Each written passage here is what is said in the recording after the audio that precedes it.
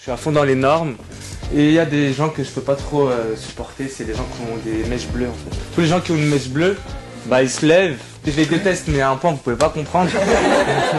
Ils vont se retourner, enfin, j'ai pas envie de les voir. Ceux qui ont des écharpes, ils se mettent debout et ils ferment les yeux. Je veux pas croiser leur regard, je veux même pas qu'ils me regardent. Ceux qui ont des cheveux sur la tête, je leur demande de s'asseoir par terre. Parce que votre niveau il est tellement bas, bah, on va rester comme ça pendant 10 secondes, mais en silence. Bon ça y est, là je suis plus dictateur, je suis Younes. Est-ce que le jeu là que je viens de vous faire, il vous a plu? T'as fait retourner des gens sous prétexte qu'ils avaient une écharpe ou parce qu'ils avaient les cheveux bleus. T'as jugé les gens en fait. Je me suis senti exclu. Ouais, on n'était que trois retournés et moi je me suis senti tout seul.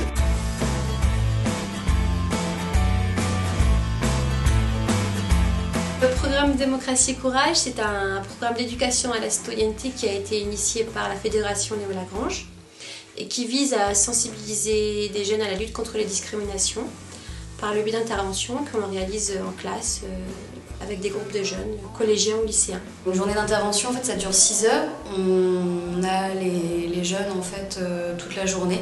L'idée, c'est de créer un espace de libération de la parole. On se sert beaucoup d'outils, en fait, des outils qui sont colorés, qui sont très faciles d'accès. L'idée, c'est que ce ne soit pas nous qui parlions tout le temps. Non, l'idée, c'est vraiment de faire jouer les jeunes, de les amener par le jeu à réfléchir.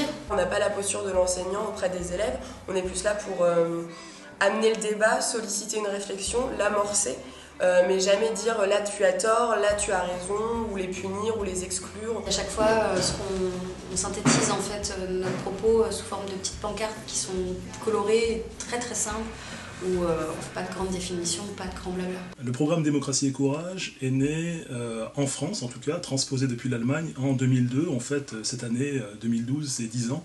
C'est un programme qui est né en Allemagne en 99. Il rentre en quelque sorte en résonance avec une époque, le début des années 2000, sur lequel les camarades allemands avaient travaillé sur ce programme par rapport à la réunification allemande et aux problématiques posées par la rencontre entre l'ex-Allemagne de l'Ouest et l'ex-Allemagne de l'Est. En Allemagne, on a eu une résurgence très forte d'axes xénophobes en direction de populations migrantes ou issues de l'immigration. Netzwerk für Demokratie und Courage, l'association qui est porteuse de ce programme-là et de cette initiative, a souhaité s'engager dans la lutte contre les discriminations. Son implantation en France depuis l'Allemagne, c'est un deuxième tour qui a opposé Jean-Marie Le Pen à Jacques Chirac. Alors, effectivement, ça a été un des éléments déclencheurs, une partie de notre motivation, qui était de dire, voilà, on veut éviter ça à l'avenir et c'est important de repartir sur une logique d'éducation. Chacun des groupes va dessiner soit le garçon, soit la fille de son âge type. On a représenté un garçon de 15 ans, qui a un peu une tête disproportionnée par rapport à son corps. Il est pervers, prétentieux, macho, grosse tête. On l'a habillé un peu en pouf, parce qu'il faut dire que maintenant les filles ça s'habille un peu comme ça. Donc est-ce que vous trouvez que ce dessin ça reflète la réalité en fait? Non. Comment on appelle ça? Ce genre de généralité qui simplifie vachement la réalité. C'est des préjugés, tu trouves? Ouais. Quand on est une fille, on aime forcément se maquiller, montrer le nombril. Ce que vous avez fait là, ça s'appelle un stéréotype. Ce qui est important pour nous au sein du programme Démocratie Courage, c'est de faire prendre conscience à tout un chacun qu'on est tous empreints de stéréotypes et de préjugés. Que ça nous construit dans notre regard au monde, dans notre regard à l'autre, et c'est cette réalité-là dont on a besoin de prendre conscience et dont on a besoin effectivement de partager avec les publics qu'on rencontre. Donc ça, c'est notre ambition principale. Chaque intervenant a un peu sa pédagogie, sa manière d'apporter les choses, mais après, moi je sais que j'aime bien rebondir sur ce qu'ils disent eux, et ensuite voir un peu essayer de leur faire prendre conscience de ce qu'ils disent et de voir la répercussion que ça peut avoir sur les autres élèves. On est parti d'abord de tout ce qui relève de la xénophobie, de la lutte contre le racisme, et c'est la première journée qui est née, qui s'appelle Préjugés quand tu nous tiens. 2 ans plus tard est née une journée complémentaire, qui s'appelle Le respect c'est mutuel, et qui traite notamment du sexisme et de l'homophobie. Il y a beaucoup d'élèves, quand on parle d'homophobie, d'homosexualité, qui ont des propos assez durs en fait. Et qui disent carrément, je sais pas, si j'ai un frère ou un membre de ma famille qui m'annonce son homosexualité, je serais capable de le tuer ou de le renier.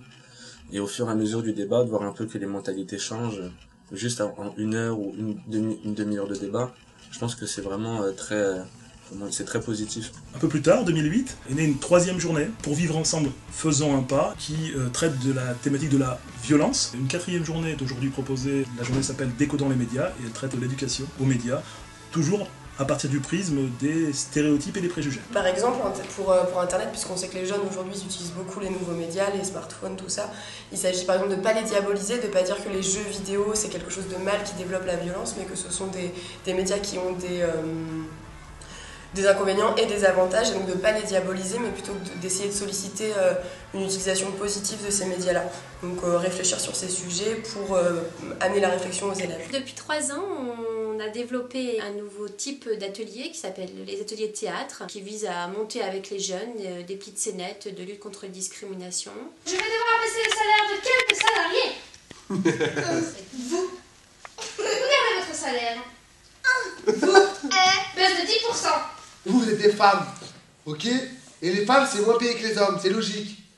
Voilà, c'est comme ça, tu comprends? On fait des exercices de théâtre, voilà, basiques, et ensuite on monte des scénettes sur les divers thèmes qu'on a pu aborder ensemble. Oh, tu nous caches quelque chose, toi. Quoi, t'es Gwyn? J'avais dit pas ça à la maison. Tu prends tes crics et tes craques, tu dégages. Ils sont hyper motivés, ils sont à fond dedans.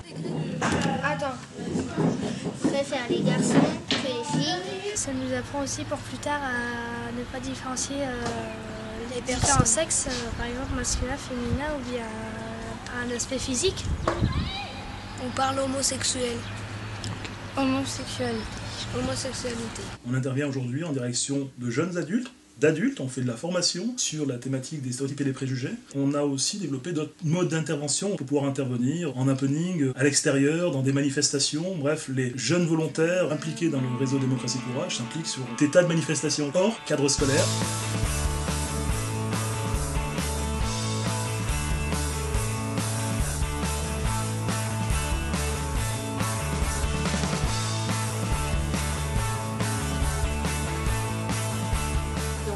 Aussi de s'ouvrir à l'international. On s'est déjà ouvert à l'Europe et on aimerait aussi s'ouvrir aux fédérations africaines qui sont intéressées par nos méthodes et par nos valeurs. On a déjà des rapports privilégiés avec une délégation en Côte d'Ivoire. On a un collègue qui travaille avec nous pour essayer d'adapter le programme Démocratie et Courage à la société et aux problématiques de la Côte d'Ivoire. On s'est rendu compte du succès de Démocratie et Courage, que ce type d'activité fonctionnait bien. Donc il y a eu à un moment donné l'envie de s'inspirer de ça pour pouvoir proposer à une tranche d'âge supplémentaire les activités Démocratie et Courage. Il y a quand même des conflits, il y a de la discrimination, il y a du racisme même dans les écoles primaires ou dans les accueils de loisirs. Donc des enfants de 6-12 ans, ça existe aussi. L'idée est née il y a environ 2 ans et demi. On a décidé d'orienter le débat sur des questions qui sont à la portée des enfants de 8 à 12 ans. Les séances sont plus courtes, donc voilà, tout ça c'est adapté pour répondre aux capacités des enfants de 8 à 12 ans. Les établissements scolaires qui font appel à nous, Démocratie Courage, le font bien souvent parce qu'ils en ont entendu parler, parfois parce qu'ils se sont rendus sur le site internet. On a commencé à travailler avec eux cette année, là, en 2011. Ils nous ont proposé plusieurs interventions. J'ai trouvé le contenu très intéressant. C'est très bien monté et très ludique, ce qui fait que les gamins accrochent vraiment. Ce qui est bien, c'est que c'est en lien avec les programmes. Donc c'est vraiment ciblé par niveau, les discriminations, c'est pile ce qu'ils font au niveau de la 5e en éducation civique. À la fin des journées, on leur fait des bilans où c'est eux qui sont vraiment acteurs jusqu'à la fin et qui nous disent ce qu'ils ont aimé, ce qu'ils n'ont pas aimé, s'il y a des choses qu'ils veulent qu'on reprenne. Et souvent, il y a beaucoup de réflexions positives. Souvent, ça m'a appris des choses, où on a appris en s'amusant. C'était intéressant. Ils sont contents d'avoir eu la parole, d'avoir pu s'exprimer. Il y a d'ailleurs sur les interventions sur la violence des choses qui sont ressorties de la part de certains élèves dont on n'était absolument pas au courant.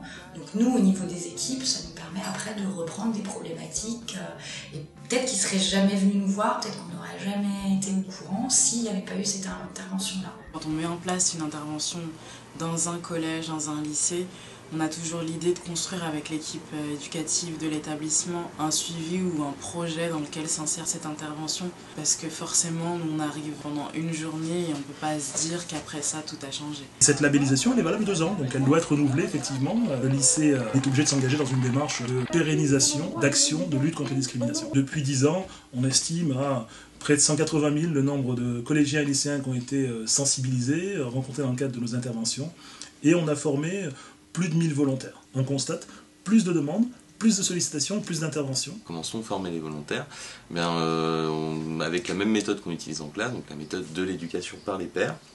où en gros, nous on est là pour donc nourrir le débat, nourrir la discussion, apporter des éléments de réflexion, mais après la réflexion va être menée par les intervenants, par l'échange qu'ils vont avoir entre eux, en discutant leur point de vue. Vous allez prendre 6 petits bouts papier parce qu'il y a 6 situations. En fonction des situations, à chaque fois vous allez mettre une note. Pendant un débat, une élève quitte la pièce en pleurant. Il y a des cas pratiques, on voit des modules plutôt sur la psychologie, la sociologie, des discriminations et de l'adolescence.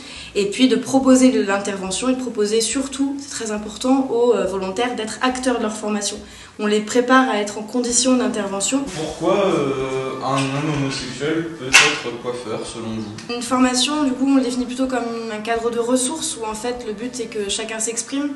C'est d'abord en travaillant sur ses propres préjugés, ses propres représentations qui pourront être armées entre guillemets pour aller en classe derrière.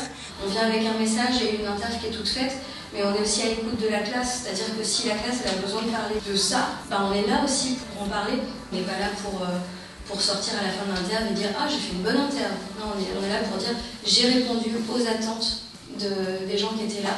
On nous a montré comment démonter les stéréotypes de façon simple, claire et précise. Donc moi ça m'a beaucoup apporté. J'ai venu un peu au hasard en fait. Et je suis totalement satisfait. La formation me plaît énormément. Notamment sur ce qu'on a fait ce matin, l'apprentissage des techniques justement de gestion du groupe d'élèves, etc. Je ne sais pas s'il y a un profil type pour être volontaire, mais en tout cas il y a sûrement peut-être une sensibilité ou une envie de quelque chose. Il n'y a pas de prérequis nécessaire pour suivre cette formation, si ce n'est quand même l'engagement militant à la base, et puis d'être intéressé pour travailler avec des jeunes au quotidien. Depuis peu, le service civil, puis le service civique volontaire ont permis d'accroître encore les possibilités d'engagement des jeunes. J'étais en philo, donc j'avais pas beaucoup d'heures de cours et donc ça me permettait d'intervenir 1 ou 2 fois par semaine. Quand j'ai commencé, vraiment, je pensais que c'était du bénévolat et en fait, on m'a appris qu'on était indemnisé pour les heures d'intervention. Donc ça me permettait d'avoir en plus un petit peu de sous. Ils sont indemnisés à l'intervention, à la journée. En tant que coordinateur, c'est nous qui choisissons les binômes. On fait aussi en fonction des personnes qui sont disponibles. On invite aussi les intervenants à nous dire avec qui ils se sentent le plus à l'aise pour intervenir. Chaque mois, on envoie un planning avec toutes les interventions qu'il y a dans le mois et toutes les actions qu'on met en place. Du coup, chacun se positionne en fonction de ses disponibilités. On a bénéficié d'un programme européen qui s'appelle Equal, et donc d'un financement important qui nous a permis de développer le programme Démocratie Courage dans plusieurs régions. Donc, depuis 2008, l'action qu'on mène dans les collèges et les lycées repose quasi exclusivement sur les financements des collectivités territoriales. De fait, les financements sont inégaux. C'est-à-dire qu'on a, sur certaines régions, je reprends l'exemple de la région Picarde, plutôt un soutien important, intéressant et appréciable de la part des collectivités territoriales. C'est pas le cas dans toutes les régions. On a des budgets extrêmement limités et heureusement, on a pu avoir là des interventions gratuites car je sais pas, Démocratie et Courage a eu des subventions, je crois, du Conseil général qui faisaient que pour cette année, on pouvait avoir les interventions gratuitement. Mais dans les années futures, j'espère qu'on aura les moyens de le financer. Pour les interventions hors établissement scolaire, on propose une prestation, une intervention facturée. Notre ambition, c'est de pouvoir aller au plus large et de pouvoir couvrir demain peut-être l'ensemble du territoire national et toutes les régions. Ça va dépendre de la possibilité qu'on a de s'implanter, donc d'avoir des soutiens de collectivités territoriales. Ça dépend aussi de notre capacité à pouvoir mobiliser des jeunes susceptibles de pouvoir intervenir. Quand on entre dans le réseau Démocratie et Courage, vraiment c'est un chamboulement, y compris pour soi, par rapport aux représentations qu'on peut avoir des autres, par rapport à ses propres préjugés, ses propres stéréotypes. Humainement, c'est un travail qui est très sympa, où on se sent à la fois utile, on apprend des choses au quotidien, avec une équipe qui est très agréable. J'ai eu une intervention Démocratie et Courage et ça m'a vraiment fait changer ma vision des choses, quoi. On voit bien que, vu l'ambiance qu'il y a à la fin de la journée, on a allumé une étincelle. Il n'y a pas une intervention où je me suis vraiment dit ça a servi à rien. Notre ambition, c'est pas que le racisme et la xénophobie se résorbent du jour au lendemain. Il y a un travail énorme à mener sur l'ensemble du territoire national. Et ce travail-là doit être franchement relayé, accompagné et soutenu par les pouvoirs publics. Et je pense que c'est de leur devoir et de leur responsabilité demain de pouvoir se saisir des outils qui sont proposés pour pouvoir avancer effectivement vers plus de tolérance et un vivre ensemble. Quelque chose de bien, quelque chose de frais, quelque chose de vrai.